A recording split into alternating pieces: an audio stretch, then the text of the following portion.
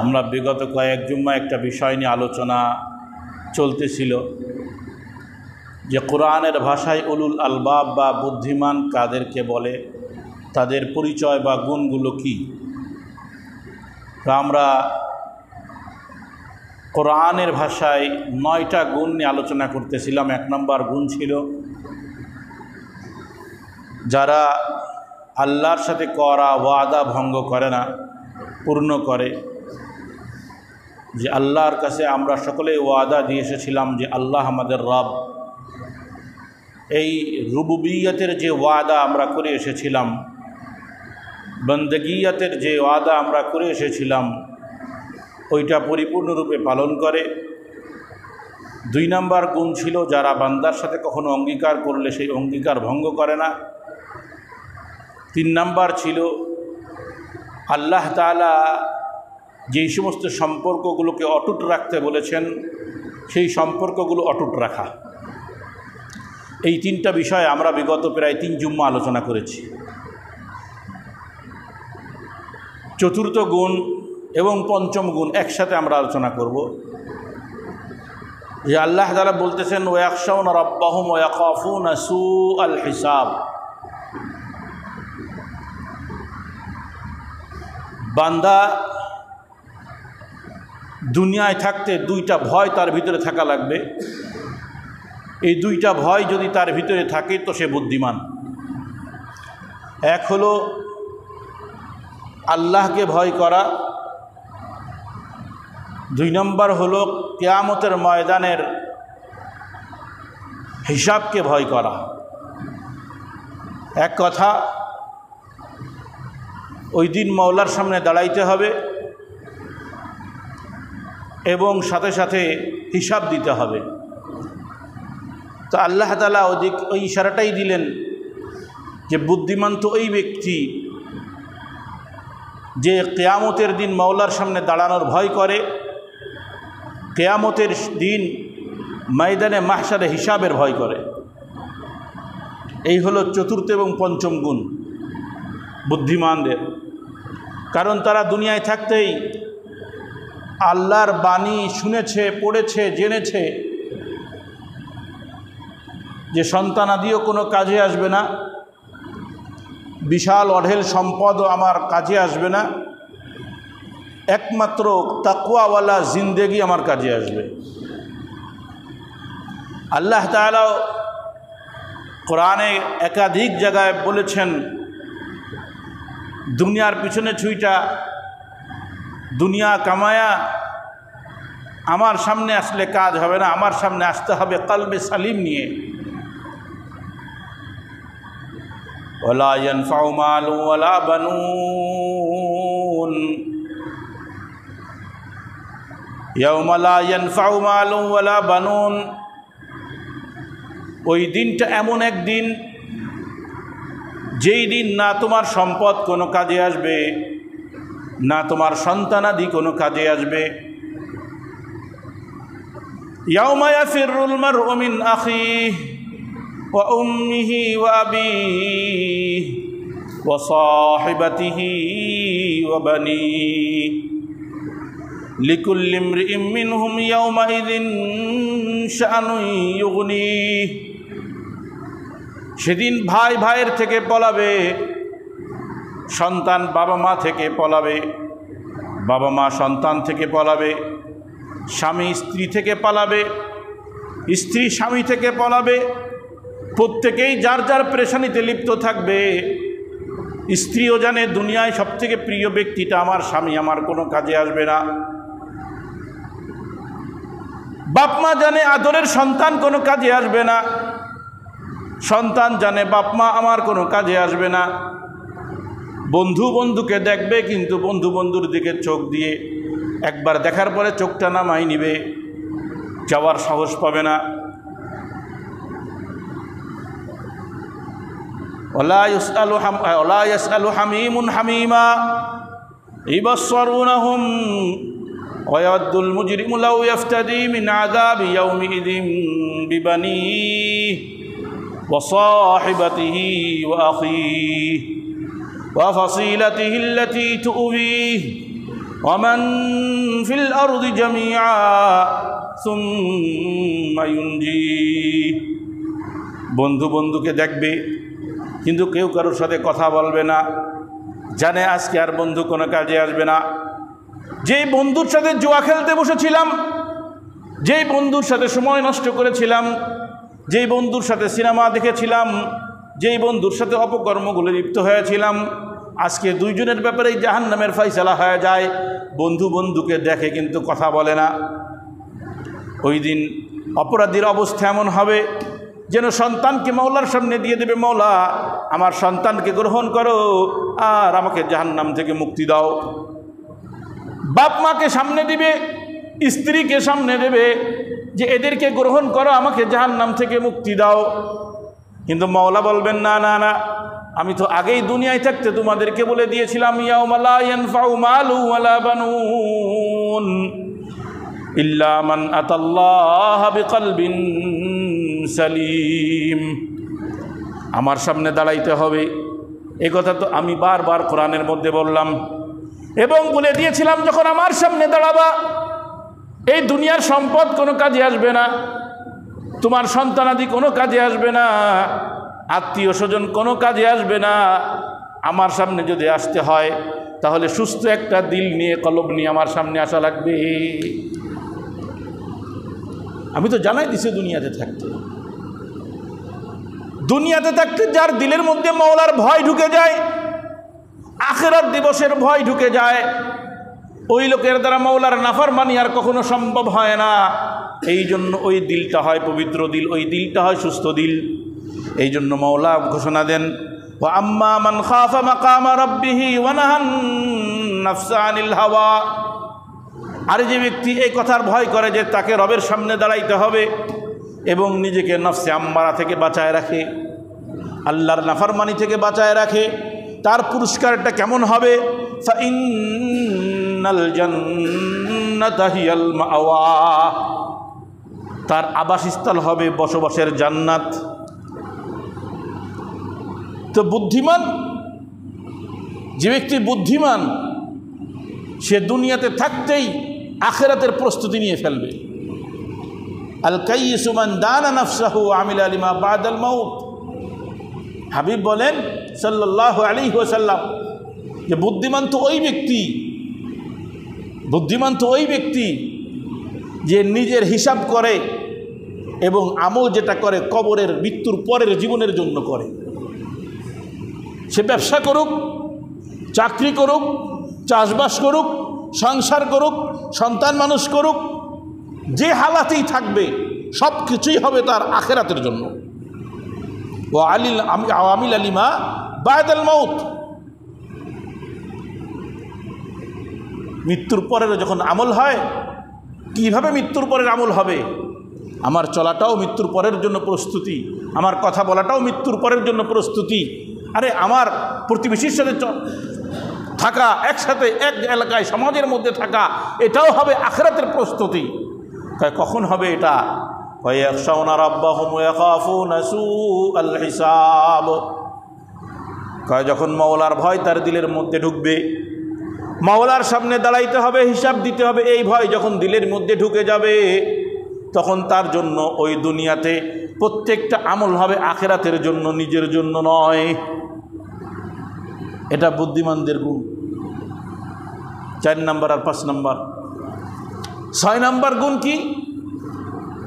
ওয়াল্লাযীনা সাবারু ইবতিগাআ ওয়াজহি রাব্বিহি। আর তারা দুনিয়াতে যখন থাকে হাজারো বিপদ আপদের মধ্যে, হাজারো বালা মুসিবতের মধ্যে, তারা একমাত্র আল্লাহর সন্তুষ্টির জন্য সবর করে, ধৈর্য ধরে, ধৈর্য আল্লাহর সন্তুষ্টির জন্য ধৈর্য ধরে। ধৈর্য এই যে আমলটা, এটা রুহানি আমল, আত্মিক আমল। অহংকার, রাগ, বিদ্বেষ এটা আত্মিক রোগ। আর বিনয়ী হওয়া, ধৈর্যশীল হওয়া এগুলো আত্মিক আমল। তো এই আত্মিক যতগুলো আমল আছে তার মধ্যে সর্বোচ্চ পর্যায়ের আমল হলো ধৈর্যশীল হওয়া। আত্মিক যত আমল, সর্বোচ্চ আমল হলো ধৈর্যশীল হওয়া। ধৈর্য 3 প্রকারের হয়, আমি আগে একদিন আলোচনা করেছি, এই জন্য খুব সংক্ষিপ্ত করে বলতেছি। এইটা ধৈর্য 3 প্রকারের হয়। এক হলো সবর আলা তাআত, নেক আমল, আল্লাহর আদেশ পালনে সবর করা। মন তো চায় আজান হয়েছে আরও একটু ঘুমাই, ফজরের সময় মুয়াজ্জিন আজান দিছে, ঘুম আর ভাঙ্গে না। তারপরে বৃষ্টির মধ্যে এমন আরামের ঘুম ছাইড়া ঠেলে উঠলাম, কেন? আল্লাহর পক্ষ থেকে ডাক এসেছে। রমাজান আসছে, কোন মনটা চায় না খেয়ে সারাদিন পড়ে থাকি? তারপরেও আমি না খেয়ে থাকি কেন? আল্লাহর আদেশ, এই জন্য। এটা একটা সবর। মন চায় না, বিপরীতে কাজ করতেছে। তো যে কোনো ভালো কাজ করা, এটা একটা সবর। 2 নম্বর প্রকার হলো সবর আলাল মাসিয়া, আল্লাহর নাফরমানি থেকে বেঁচে থাকার জন্য সবর করা। মন চায় আমি একটু গান শুনি, মন চায় আমি একটু ফুটবল খেলা দেখি, মন চায় আমি একটু জুয়া খেলি, মজাই তো লাগে। মন চায় যে বেগানা নারীগুলো চলাফেরা করে, আমার একটু চোখটা যাক, আমি একটু দেখি, মজা নেই। তারপরেও আমি ওইদিকে চোখ দেই না, আমি গান শুনি না, আমি সিনেমা দেখি না, আমি ফুটবল খেলা দেখি না, আমি জুয়ার আড্ডায় যাই না। কেন যাই না? আল্লাহর নিষেধাজ্ঞা আছে। সবর, সবর। 3 নম্বর সবর আলাল আকদার অথবা সবর আলাল মুসিবা।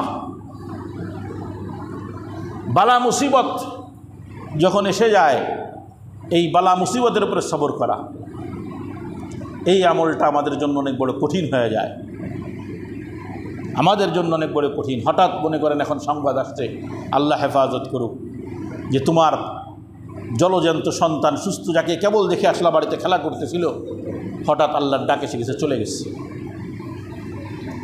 কি পরিস্থিতি হবে? এমন একটা পরিবেশ তৈরি হবে, এখান থেকে উঠে মসজিদের বারান্দা পর্যন্ত যাওয়ার শক্তি হারায় ফেলবে। পরিস্থিতি এমনই হয়ে যায়। হায় হায়, বয়স্ক বাবা, যুবক সন্তান যখন বড় হয়, বাবাদের স্বপ্ন বড় হতে থাকে যে হ্যাঁ, এত কষ্ট করে সন্তানকে মানুষ করছি, এইবার মনে হয় সন্তান আমাকে দেখাশোনা করবে। ঠিক এই সময় সংবাদ আসলো সন্তান আর দুনিয়াতে নাই। বলেন তো ওই বাবার অবস্থা কি হয়? ঠিক এই অবস্থায় যদি সবর করা যায়, এটাই হলো সবর, আসল সবর। এক বুড়ি মহিলা মদিনার কবরস্থানে বসে কান্নাকাটি করতেছে।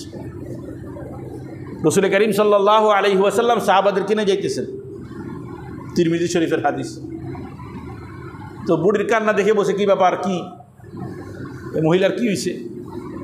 ইয়া রাসূলুল্লাহ, যুবক সন্তান মারা গেছে, এই জন্য কান্নাকাটি করতেছে।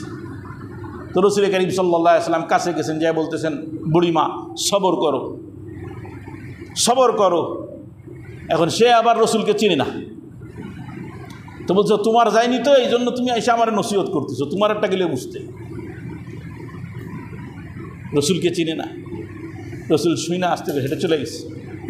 এখন পিছনে সাহাবা একরাম যারা ছিল, রে মিয়া বুড়ি করলা রে, তাল্লা রবি গায় কী করলাম, আমি তো চিনি না। সেও মুসলমান, কিন্তু আল্লাহ রসুলে চেনে নাই। মহিলা মানুষ, সে তো আর নিয়মিত আমাদের মতো মসজিদে আসে না। রসুলের জামানায় মসজিদে মহিলারা আসতো, শুধু নববীতেই আসতো, মসজিদে নববীতে। অন্য কোনো মসজিদে মহিলাদের আসার নিয়ম ছিল না। এখন বুড়ি হয়তো মসজিদে নববীতে নিয়মিত আসতো না, যার কারণে রসুলকে চিনে না। আর হয়তো যদি এসেও থাকে, পর্দার আলায় পিছনের দিকে থাকছে মহিলারা, রসুলকে চেনে নাই। আর বলছে তোমার একটা যাই নাই তো, এই জন্য আমারটা গেছে, আমি জানি কী কষ্ট এটা। এখন যখন শুনছে এটা নবী ছিল, এখন দৌড়ায় গেছে বাড়িতে, যা দেখে রসুল বাড়িতে নাই। এবার দরজার সামনে বসে কান্নাকাটি শুরু করছে, হায় হায় আমি হালাক হয়ে গেলাম, আমি রসুলের সাথে বিয়াদবি করে ফেলছি। এর মধ্যে রাসূল করিম সাল্লাল্লাহু আলাইহি ওয়াসাল্লাম বাসায় আসছেন। আসলে আম্মা জান্নাহ বলতেছেন, দেখেন এই বুড়ি কান্নাকাটি শুরু করেছে, কি আপনার সাথে বলে বিয়াদবি হয়ে গেছে। তো বলছি কী হয়েছে? আমি ওই যে অমুক আমার সন্তান মারা গেছে কান্নাকাটি করতেছিলাম, আমি তো আপনাদের চিনি নাই, আপনি আমাদের সবরের নসিহত করছেন, আমি সবর করলাম। রসুল যে জবাবটা দিচ্ছেন ওটা হলো আমার মূল বিষয়। রসুল বললেন আস-সাবর ইনদা সাদমাতিল উলা, সবর হলো প্রথম ধাক্কা, প্রথম আঘাতে সবর করতে হবে। একটা সময় সবর এসে যায়, কান্নাকাটি করতে করতে হাঁপাইতে হাঁপাইতে এক সময় স্বাভাবিক হয়ে যায় মানুষ, না? লাশ এখনও দুনিয়াতে আছে, ওই যে মৃত্যুর পরে কান্না শুরু হয়েছে সন্তান আদিদের বলেন বা আত্মীয় স্বজনের, যে একসময় কান্নাটা থেমে যায় কিনা, কারণ একসময় ওই কান্নারও জোর কমে যায়, শরীরে ধকল এসে যায়, সবর অটোমেটিক তৈরি হয়। তো মূল সবরটা কখন? যখনই মৃত্যুর সংবাদ আসছে, আসার সাথে সাথে বা বিপদের সংবাদ আসছে, তো অপেক্ষা করো। আলহামদুলিল্লাহ, ইন্না লিল্লাহি ওয়া ইন্না ইলাইহি রাজিউন। এক সাহাবী, এক তাবেঈ, ওনার সন্তান, ওনার নাম হল আবু সিনান, ওনার সন্তান মারা গেছে, সিনান মারা গেছে। সিনানের আব্বা সিনানকে শোয়াইতেছে কবরে, তো শোয়াইতেছে সন্তানকে নিজে হাতে কবরে শোয়ানো অনেক কঠিন ব্যাপার, কষ্ট হইতেছে। তো আরেকজন তাবেঈ হাত দিছেন যে উঠে আসো তুমি কবর থেকে, শোয়ানো হয়ে গেছে, উঠাইতেছে। তো কবর থেকে এখনো উঠাই নাই, বলছে ইয়া আবা সিনান, হে আবু সিনান, আমি কি তোমার একটা সুসংবাদ দেব? তো বলছে হ্যাঁ যাও। তো বলতেছে আমি আবু মুসা আশআরী রাদিয়াল্লাহু তাআলা আনহু থেকে শুনেছি রাসূল করিম সাল্লাল্লাহু আলাইহি ওয়াসাল্লাম বলেন, যখন মালাকুল মউত কোনো বান্দার সন্তানের জানকে কবজ করে নেয়, রূহটাকে নিয়ে যখন মাওলার দরবারে হাজির হয়, মাওলা মালাকুল মউতকে জিজ্ঞাসা করে, ও মালাকুল মউত, তুমি কি আমার বান্দার কলিজার টুকরাটা নিয়ে চলে আসলা? সামারাতা ফুআদি আছে হাদিসের মধ্যে, ফল, ফল, দিলের ফল। তা আমরা বাংলায় বলি কলিজার টুকরা। যে তুমি আমার বান্দার সন্তানকে নিয়ে চলে আসলে? কাহা নিয়ে আসছি? কলিজার টুকরা ছেড়ে ফেললে? হ্যাঁ ছেড়ে ফেলছি। বান্দা কি কইল? আমার ওই বান্দা কি বলল? আপনার বান্দা তো আলহামদুলিল্লাহ ইন্না লিল্লাহি ওয়া ইন্না ইলাইহি রাজিউন করছে। তো আল্লাহ খুশি হয়ে যায় যে এত বড় একটা বিপদ দিলাম আমি, এরপরে আমার প্রশংসা করে বান্দা। এত বড় একটা বিপদ দেওয়ার পরেও বান্দা যখন আমাকে ভোলে নাই, আমার উপরে এশকাল করে না, আমার উপরে দোষ চাপায় না, তো যাও জান্নাতে যায় আমার বান্দার জন্য একটা ঘর বানাও, ওই ঘরের নাম হবে বাইতুল হামদ, প্রশংসার বাড়ি। সুবহানাল্লাহ। হ্যাঁ, নাকি ঘুম ঘুম এসে গেছে? জান্নাতের মজা নেবেন ঘুমায় ঘুমায়? অসম্ভব। জান্নাতে ঘুমায় ঘুমায় মজা নেওয়া যাবে না, জায়গায় জায়গায় মজা নিতে হবে। হ্যাঁ, এই জন্য সবর, এটা তো শুধু সবরের ফজিলত, সবরের নসিহত যদি কেউ করে, এই যে দেখেন আমাদের সমাজে পরিচালিত আছে, যখন কেউ মারা যায়, বাবা মারা গেছে মনে করেন কারো, তো সমবয়স্করা যায়, বলে বাপ কষ্ট পেও না, আমরা তো চাচারা আসি, আমরাই তোমার বাবা, আরও কত সান্ত্বনা দেয় কিনা। এটা কত বড় ফজিলতের কাজ। আমরা তো এটা সামাজিক কাজ, সামাজিক মনে করি এটাকে, তাই না? যে একটা সমাজে লোকের বাপ মারা গেছে ছেলেটার, যে আমরা সবাই সান্ত্বনা দিয়ে আসি, ওটাকে সামাজিক কাজ মনে করি শুধু না জানার কারণে। অথচ এটা কত বড় ফজিলতপূর্ণ কাজ। কোনো বিপদগ্রস্ত ব্যক্তিকে সবরের সান্ত্বনা দেওয়া, সবরের নসিহত করা, এটা কত বড়। রাসূল করিম সাল্লাল্লাহু আলাইহি ওয়াসাল্লাম বলেন, মান আজ্জা সাকলা কুসিয়া বুরদান ফিল জান্নাহ। কেউ যখন সন্তান হারা মা, এখানে একটা বালা মুসিবত দিয়ে উদাহরণ দেওয়া হয়েছে, সন্তান হারা মাকে সবরের ওসিয়ত করে, নসিহত করে যে সবর করো, ধৈর্য ধরো, আল্লাহ ভালো বিনিময় দেবেন। এই যে সান্ত্বনার বাণী শোনালো, এই সান্ত্বনার বাণী শোনানোর জন্য তার ফজিলত হলো আল্লাহ তাআলা তাকে জান্নাতি এক চাদর উপহার দিবেন। আচ্ছা, জান্নাতি চাদর পইরা জাহান্নামে যাবেনি? বুঝেন নাই? জান্নাতের সুসংবাদ দেয় না, জান্নাতের চাদরের সুসংবাদ দিছে। তার মানে কি? তো ঠিক আছে, তুমি তো গুনাহগার, তো জান্নাতের চাদর পরাই দিলাম, এবার গুনার স্বাদ নাও গা, যাও জাহান্নামে। জান্নাতের কোনো জিনিস কারোর ভিতরে থাকবে আর সে জাহান্নাম তাকে গ্রহণই করবে না, এর অর্থ হলে তাকে আল্লাহ তাআলা জান্নাতি বানাই নেবেন। এই জন্য সবরের আমরা যে সান্ত্বনা দেই, এই সান্ত্বনারও অনেক বড় ফজিলত। এক তো সবর করার ফজিলত, আবার সবর করার জন্য যে মানুষকে আমরা সান্ত্বনা দেই, বুঝ দেই, এটারও বড় ফজিলত। এই জন্য বুদ্ধিমানদের একটা কাজ হলো হাজারো বালা মুসিবতের মধ্যে তারা সবর করে। ওই যে প্রতিবেশীর হক নিয়ে গত সপ্তাহে বললাম না, কষ্ট দেয়ও না, আবার প্রতিবেশী কষ্ট দিলে সবরও করে।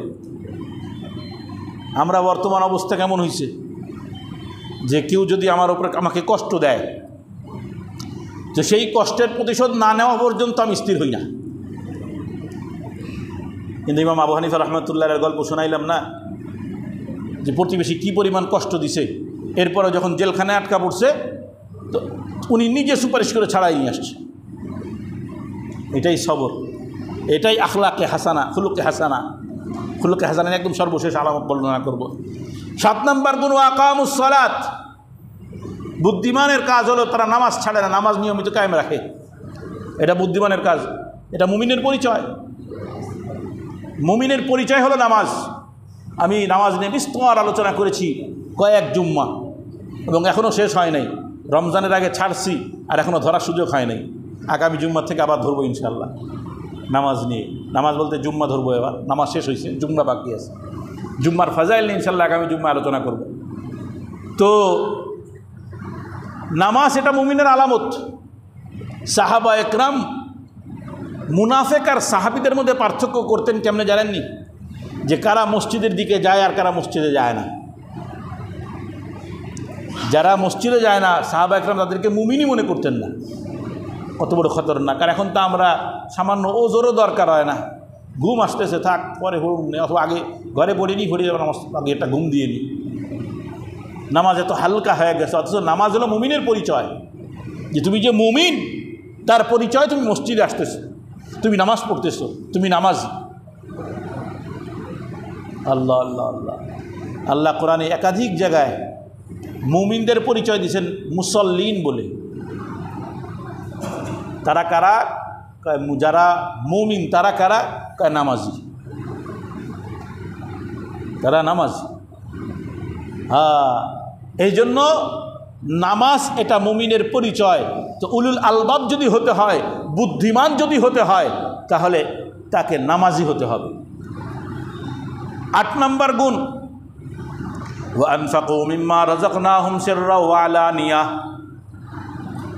আল্লাহ বলেন আমি তাকে যতটুকুই রিজিক দেই না কেন, অল্প অথবা বেশি, সেই রিজিক থেকে তারা প্রকাশ্যে এবং গোপনে আমার নামে সদকা করে। এটা বুদ্ধিমানদের পরিচয়। কোরআনে যত জায়গায় মুহসিনিন, মুমিনিন, সাদিকিন, এদের যে পরিচয়গুলো দেখবেন কোরআনে সব জায়গায় নামাজের কথা আছে, যাকাতের কথা আছে, সদকার কথা আছে, মুমিনদের পরিচয় দিচ্ছে। একেবারে আলিফ লাম মিম যালিকাল কিতাবু লা রাইবা ফীহি হুদাল লিল মুত্তাকিন আল্লাযীনা ইউমিনুনা বিল গায়বি ওয়া ইয়াকিমুনাস সালাতা ওয়া মিম্মা রাযাকনাহুম ইউনফিকুন। একেবারে কোরআনের শুরুতেই যে কোরআন মুমিনদের জন্য, মুত্তাকিনদের জন্য হেদায়েত। কয় কারা তারা? কয় যারা কোরআনের উপর ঈমান রাখে, তাওরাত জবুর ইনজিলের উপর ঈমান রাখে, আবার নামাজ কায়েম রাখে, যাকাত ঠিক মতন আদায় করে। মুমিনের পরিচয়। সবথেকে কাঞ্জুসি আমাদের এখানে না, সবথেকে কাঞ্জুসি তো এখানেই। আর সদকা এমন এক আমল, আমি বারবার বলেছি মসজিদে, আমি এ নিয়ে বেশি বলি না। যেই দিন বলি, খেয়াল করেন, একটু খুঁচা মারা কথা কই, যেই দিন বলি দান বাক্সে কিছু টাকা বাড়ে, এরপরে আবার যা তাই হয়ে যায়। তাহলে বোঝা গেল ওয়াজ যেই দিন হবে সেই দিনই কেবল দান করব, অন্য দিন আর করবো না। এরকম অবস্থা হয়ে গেছে না? তাহলে ওয়াজ শুনেই কেবল দান করব, এরপরে আর দানের কথা মনে নেই। ওইটা তো আমল না, আমল তো সবসময় হবে। আমি আগে একদিন বলেছি যে জীবনের একটা মাকসাদ বানায় নেন, 5 টাকা 10 টাকা যা আপনার সামর্থ্য হয় প্রত্যেক দিন, শুধু জুম্মার দিন না। আমরা এটাও বানাই নিছি যে জুম্মার দিন, ঈদের দিন, এগুলোতে দান বাক্স দেওয়া লাগে। শুধু জুম্মার দিন নয়, জীবনের একটা মাকসাদ যে প্রত্যেক দিন কিছু টাকা হলেও আমি সদকা করব। কেন? রাসূল করিম সাল্লাল্লাহু আলাইহি ওয়াসাল্লাম বলেন আস-সাদাকাতু তারুদ্দুল বালা, সদকা বালা মুসিবতকে মিটায় দেয়। তো দুনিয়া এত বালা মুসিবত, এত পেরেশানি, এত টেনশন, সদকা করেন, সদকা করে দেন, দেখবেন ইনশাআল্লাহ ওগুলো আস্তে আস্তে মিটে যাবে, সমস্ত পেরেশানি মিটে যাবে। আমি একদিন গল্প শুনাইলাম না, এই বেশি দিন আগে রমজানে মনে হয় শুনাইছি এই গল্পটা, যে এক ব্যবসায়ী ঋণগ্রস্ত হয়ে এত বেশি পেরেশান হয়ে গেছে, আমাদের ভারতের ঘটনা। তো পেরেশান হয়ে গেছে, জীবন থেকে নিরাশ হয়ে গেছে যে আর সম্ভব না আমার দ্বারা দুনিয়ায় থাকা। তো গেছেন আমাদের আহলুল্লাহ দেওবন্দের কোনো এক আলেমের কাছে, এখন নামটা মনে নেই, রমজান আপনাদেরকে শোনাইছিলাম। তো যাওয়ার পর উনি বলতেছেন যে প্রত্যেক দিন যতটুকু তোমার হাতে ইনকাম আসে এখান থেকে কিছু কিছু সদকা করো। এখন যেই লোক ঋণগ্রস্ত হয়ে ফকির হয়ে গেছে, দেউলিয়া হয়ে গেছে, তাকে বলতেছে কিছু কিছু সদকা করো। এ তো আমারে আপনারে বললে আমি কথা আমার খায় কাজ নেই, এমনি না খেয়ে মরতাছি, আর আপনি কোন সদকা করো। তাই হইতো না, আমাদের অবস্থা তাই হইতো। মানে আমরা তো ইসলাম বুঝি বুদ্ধি দিয়ে, তাই না? এখন সে বলতেছে হুজুর আমার তো নিজেরই কিছু নাই, যা সামর্থ্য হয় অল্প হলেও, এক লুকমা হলেও, এক পয়সা হলেও তুমি সদকা করে দাও। বেশ কিছুদিন পরে, হয়তো কয়েক বছর হতে পারে, ঘটনার ভিতরে এটা লেখা নেই কতদিন পরে, বিশাল উপঢৌকন নিয়ে হুজুরের কাছে চলে আসছে যে হুজুর আল্লাহ তাআলা আমার এত সচ্ছলতা দান করছে, সমস্ত ঋণ তো ঋণও চলে গেছে, আমার ব্যবসা বিশাল আকার ধারণ করছে। কারণ সদকার ফজিলতি এটাই, সদকার ফজিলতের আল্লাহ নিজের ঘোষণা, ওয়াকরিজুল্লাহ কারজান হাসানা, ওয়াকরিজুল্লাহ কারজান হাসানা, আল্লাহকে করজ দাও, করজ ঋণ। জাকাত এটা ঋণ না, জাকাত তো এটা আপনার উপরে দায়, ওটা দিতে হবে। সদকাতুল ফিতির দায় দিতে হবে, কুরবানি দায় দিতে হবে, ওটা আপনার দায়িত্ব দিতেই হবে। আর করজ হাসানা, আল্লাহর নামে কিছু অতিরিক্ত নফল সদকা করো। তো আল্লাহ তাআলা সূরা মুজাম্মিলের একদম সর্বশেষ আয়াত, সূরা মুজাম্মিলের সর্বশেষ আয়াতের মধ্যে বলতেছে ওয়া আকিমুস সালাত ওয়া আতুজ যাকাহ, নামাজ কায়েম রাখো, যাকাত আদায় করো, ওয়া আকিরুল্লাহ কারজান হাসানা, আল্লাহকে ঋণ দাও। আল্লাহরে কি দাও? ঋণ দাও। আল্লাহকে ঋণ দিলে কি হবে? ওয়া মা তুকাদ্দিমু লিআনফুসিকুম মিন খাইরিন তাজিদুহু ইনদাল্লাহি ওয়া খায়রান ওয়া আযমা আজরা, আল্লাহকে যাই তোমরা দিবা, ঋণ নিতেছে না, আল্লাহ ঋণ নিতেছে, যাই তুমি আল্লাহকে দাও না কেন ওটা তোমার কাছে আরও উত্তম বেশি হয়ে আল্লাহর কাছে তোমার কাছে ফিরে আসবে।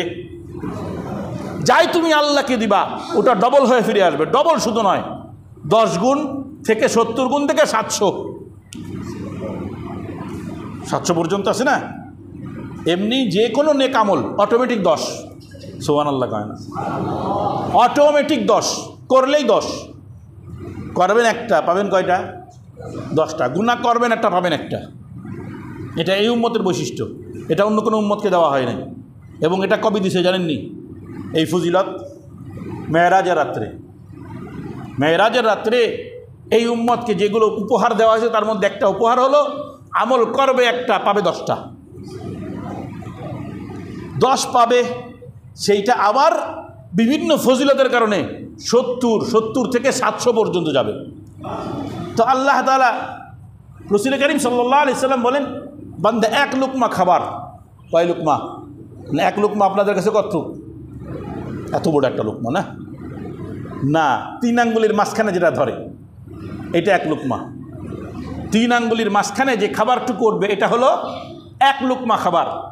তো এই 1 লুকমা খাবার যদি কেউ সদকা করে, সেই 1 লুকমা খাওয়ার আল্লাহ তাআলা এমনভাবে পালন পোষণ করেন যে ওইটা একটা পর্যায়ে সে উহুদ পাহাড় সমপরিমাণ হয়ে যায়। তাজিদুহু ইনদাল্লাহি ওয়া খায়রান ওয়া আযমা আজরা, ওটা আল্লাহর কাছে অনেক বড় আকার ধারণ করে। কত বড়? আল্লাহ যত বড় তত বড়। উহুদ পাহাড় তো একটা উদাহরণ, উহুদ পাহাড় তো একটা উদাহরণ। এখন আল্লাহ যত বড়, পুরস্কার তত বড়। পুরস্কার বান্দার আমল হিসেবে হবে না, বরং মওলার মাকাম হিসেবে হবে।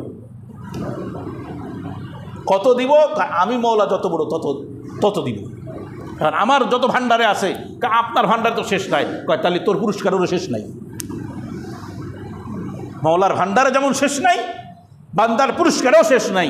আল্লাহ কয় দিতেই থাকবো যা, কারণ অনাদি অনন্ত জীবন ও তো শেষ হবে না, আর আল্লাহর ভান্ডারও শেষ হবে না।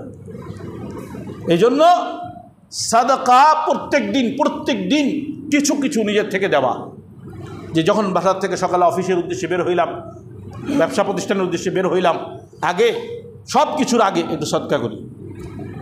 সেটা মসজিদের দান বাক্স হোক, মাদ্রাসার দান বাক্স হোক, এতিমখানার দান বাক্স হোক, অথবা রাস্তার ফকির হোক, যে হাত পাতে তারও, সেও ফকির, তো তাকে হলেও দাও।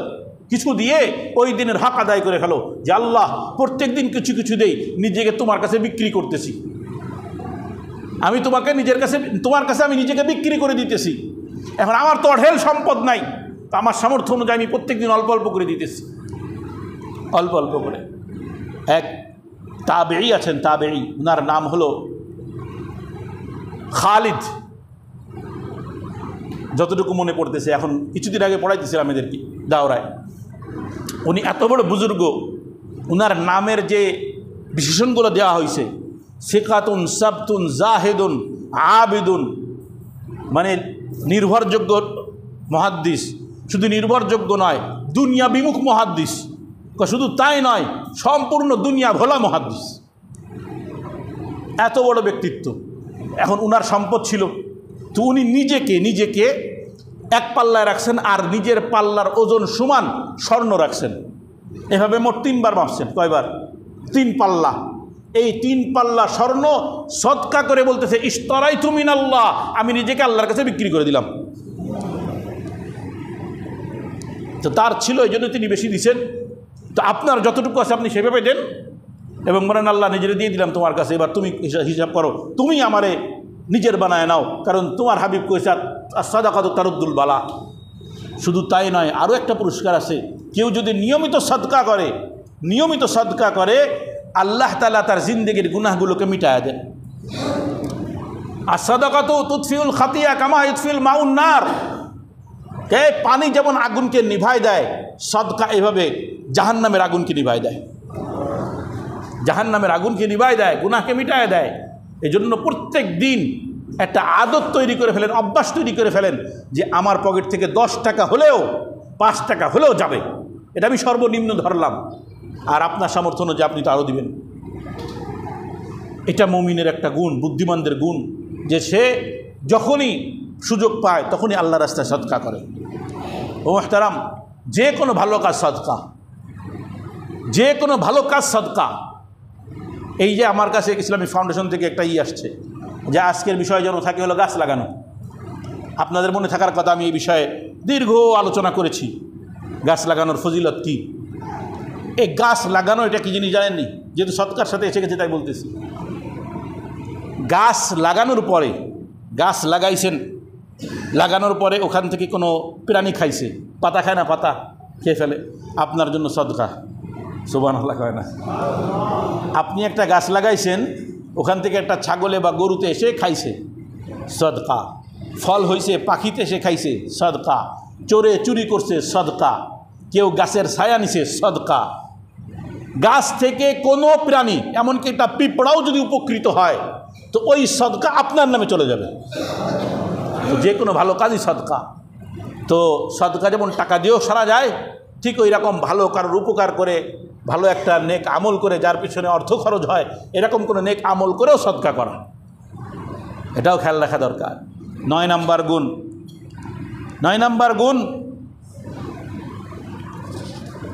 ভালো যে কোনো এক, কি বলবো এটাকে, কিভাবে বুঝাবো? আমাদের সমাজে এই যে আবু হানিফার আমাদের ঘটনা গত সপ্তাহে শোনাইলাম, যে আল্লাহ তাআলা বলেন, ওয়ায়াদরাউনা বিল হাসানাতিস সাইয়্যাহ, কেউ তোমার সাথে মন্দ আমল করে, খারাপ আচরণ করে, তুমি তার বিপরীতে তার সাথে ভালো আচরণ করো, মন্দকে ভালো দিয়ে প্রতিহত করো, এটা বুদ্ধিমানদের পরিচয়। সে প্রতিশোধ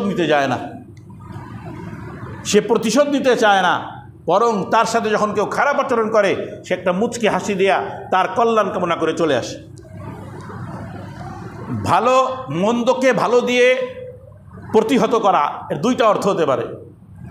এক হলো, কেউ আমার উপরে জুলুম করছে, কেউ আমাকে কষ্ট দিছে, বিপরীতে আমি তার কল্যাণ কামনা করব। 2 নাম্বার হলো, আমার থেকে গুনাহ যখন হয়ে যাবে, গুনাহ মন্দ আমল, তো সঙ্গে সঙ্গে ভালো একটা আমল করে সেটার প্রতিদান দিয়ে দেওয়া। কথাটা বুঝে আসে নাই?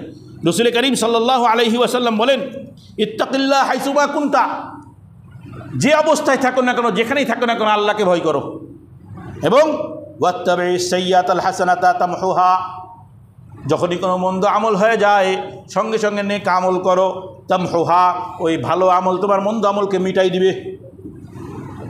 গুনাহ হয়ে গেছে, পাপ হয়ে গেছে, ভালো একটা আমল করো, করার সাথে সাথে ওটা কি হয়ে যাবে, মিটে যাবে। ওয়া খালিকিন নাস বিখুলুকিন হাসানিন, মানুষের সাথে উত্তম আচরণ করো। খুলুকে হাসানা, উত্তম চরিত্র মানুষের সামনে পেশ করো। কেন? কারণ যত বড়ই দুশ্মন হোক, যখন মিষ্টি হাসি দিবে, ভালো মুখে কথা বলবে, সালাম বিনিময় করবে, দুশ্মন একসময় পরম বন্ধুতে পরিণত হবে। এটা তো আমার আপনার কথা না, স্বয়ং আল্লাহর কথা। ওয়ালা তাস্তাবিল হাসানাতু ওয়ালা সাইয়্যাহ ইদফা বিল্লাতি হিয়া আহসান ফাইযাল্লাযী বাইনাকা ওয়া বাইনাহু আদাওয়াতুন কাআন্নাহু ওয়ালিয়্যুন হামীম। মন্দ এবং ভালো সমান নয়। কেউ যখন তোমার সাথে মন্দ আচরণ করে তুমি তার বিনিময়ে ভালো আচরণ দাও, পরিণতি কি, আন্নাহু ওয়ালিয়্যুন হামীম, ফলে তোমার মধ্যে আর যার সাথে শত্রুতা আছে ওই শত্রু একজন সুহৃদ বন্ধুতে পরিণত হবে।